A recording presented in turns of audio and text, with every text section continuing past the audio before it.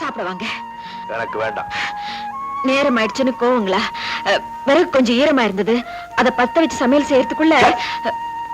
ஏன் பொய் சொல்ற? வீட்டுலதான் ஒரு மணி அரிசி இல்லையே, நீ எப்படி சமைச்சிருப்ப? எங்கேயாவது போய் பிச்சை எடுத்துட்டு வந்திருப்பீங்க. இல்லைங்க, ஆண்ட வந்த நிலைமைக்கு நம்மளை கொண்டு போகல.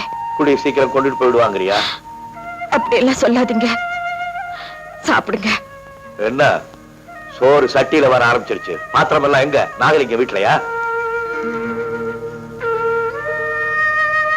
என்னங்க, நான் ஒண்ணு சொல்றேன், கேக்குறீங்களா? என்ன? நமக்கு சொந்தமா கொஞ்சம் தரிசு பூமி இருக்கு, அதை கொத்தி உழுது விளைச்சல் நிலமாக்கினா என்ன?